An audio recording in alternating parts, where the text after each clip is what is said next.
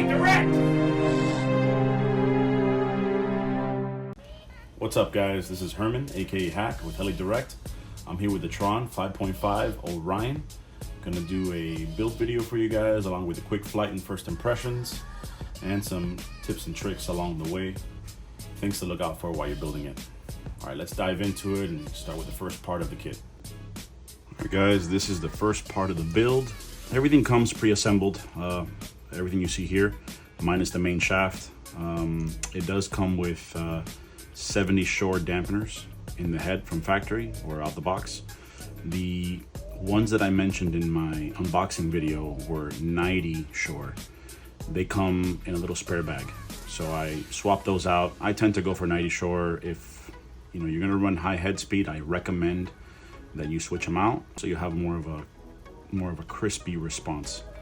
Everything's pretty much straightforward. I only had to take apart the main blade grips to be able to do my lubing of the thrust bearings, and change the dampeners. Other than that, all you got to do is just go over every bolt and get your Loctite on there. But the Tron builds are pretty straightforward, as they're all pre-built out the bag, so you don't have any mix-ups really of where things go.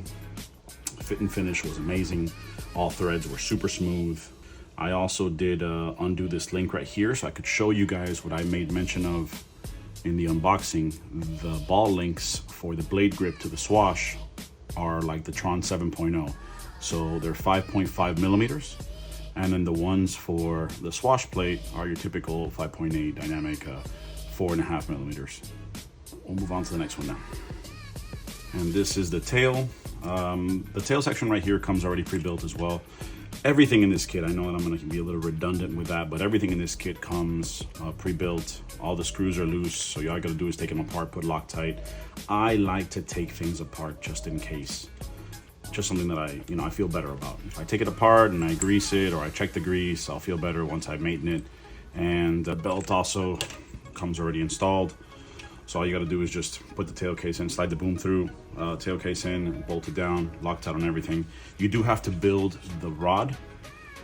So what I mean by that is just the manual does make mention like a two-part epoxy. I use JB Weld, thin coat, slide the ends on, let it set, and then I screw in the ball links.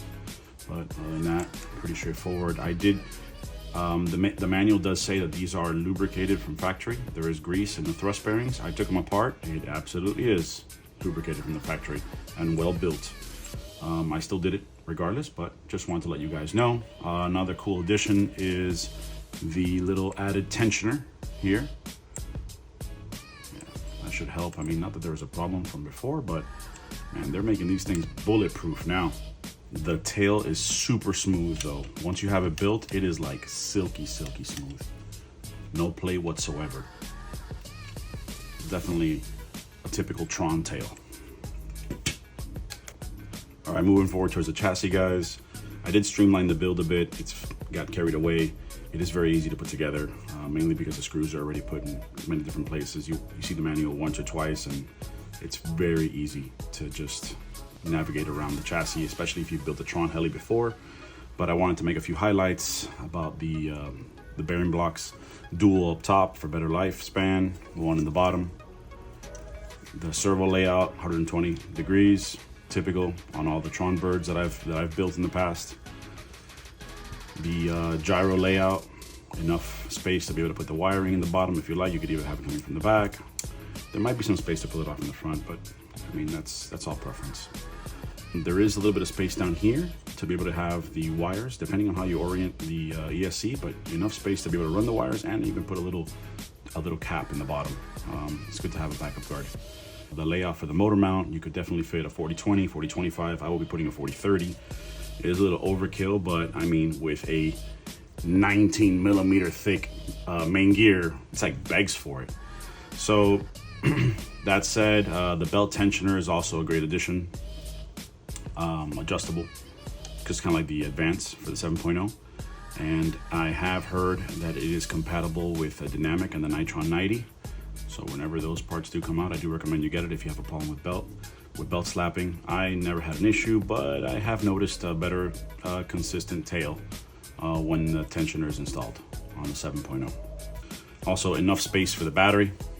I'm going to be putting a 7-cell on mine, but there is definitely enough space here. You can go really far back. I would say you might be able to get away with even a 12-cell, but don't quote me on that. That's up to you if you want to experiment. I'm going to work on the next part now, finishing off the build. All right, so I've pretty much finished the build, just missing the test flight, but I wanted to take a second to talk to you guys about a few key points that I noticed.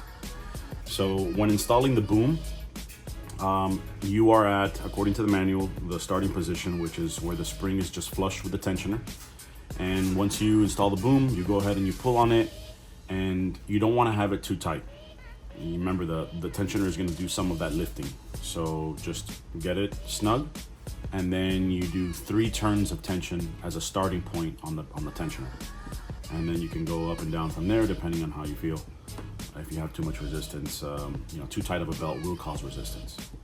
So another thing is the frame spacers. There are certain frame spacers here throughout the chassis. They can be easy to miss if you're not paying attention to the manual. Just something to be mindful of. Keep a lookout for those. The manual does have a different color for the spacers. That just gotta keep an eye out. The servos, these two, the left and the right aileron servos, come with carbon spacers. Well, the kit comes with carbon spacers. Those carbon spacers are optional. They don't have to be installed. They send them so that if the dimensions of your servos don't allow for the wires to pass, between the chassis and the servo, you can use the carbon spacers to space it out a little bit and better clearance for those wires. Again, it's optional, just something to be mindful of as well. One thing I wanted to cover was the one-way bearing.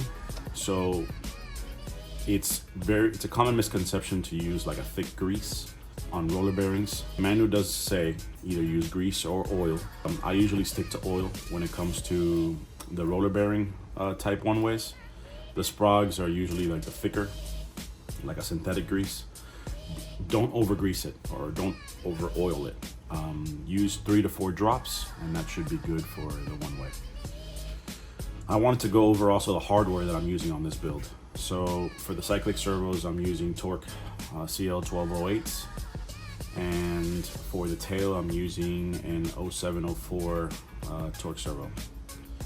And then on the ESC side, I have a Hobbywing Platinum V5 150, and that I'm running also a 7-cell. So I have that installed there so you guys can take a look at how much space it uses. But more than enough clearance. And using, I know I made mention of it already, but I'm using an Ego 4030 1080 kV. It does come with a 16-tooth pinion. I wanted to use a certain combination of motor and ESC where I have the ability to run the 2200 on the bottom end and up to 2800 with good overhead on the high end, just to be able to experience all the different head speeds for the bird. I am using 13 degrees pitch, Rotortech Ultimate 560s on the head, and 95 millimeter tails. The gear ratio for the tail is 4.21, so you want to be mindful of that. Our next section of the video will be the test flight, and we'll go from there.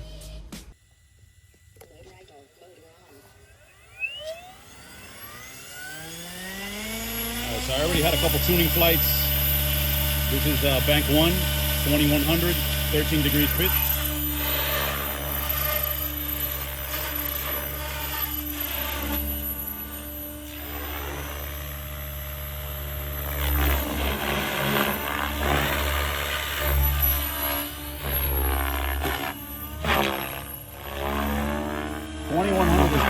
Practically more than enough to get away with anything you want. Even reversals. The belt tensioner is a great addition.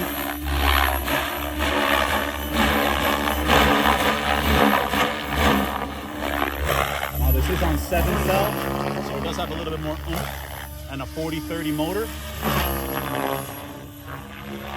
4030 1080 kV with the stock pinion.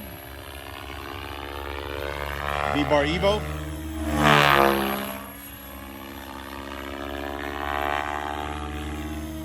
On this setup, you probably get about 5 minutes of flight. Maybe a little bit more, depending on how hard you fly it. And if you want to get some more power, Bank 2, this is 2400.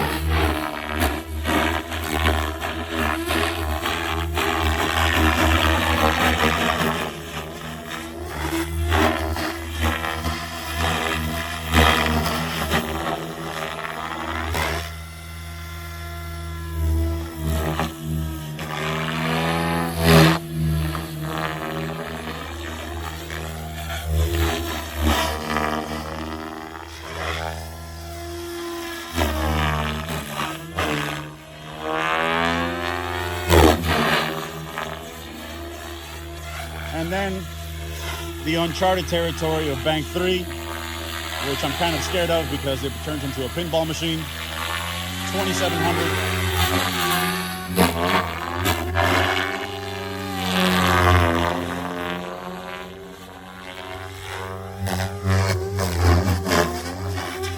Yeah, that's kind of a little over the top. But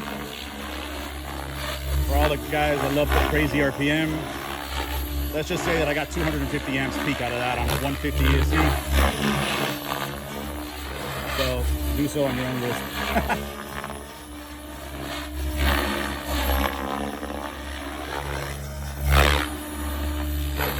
Yeah, 2100 and 24 is more my style. I think for most people, that'll be more than enough. I will say that my vibe numbers are the lowest I've ever seen. It is super steady.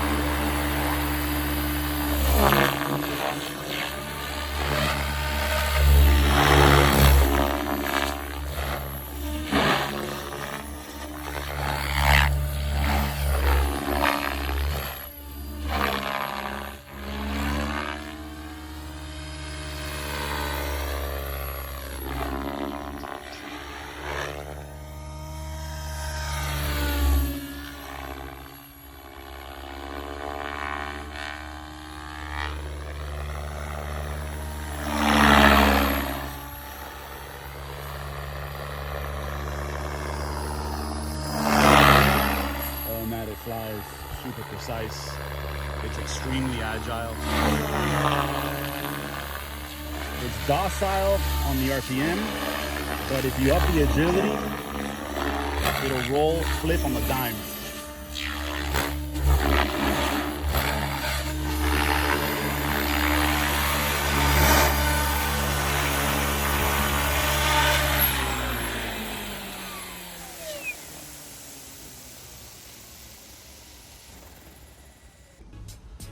Well, I hope you guys enjoyed the build. Till next time, guys.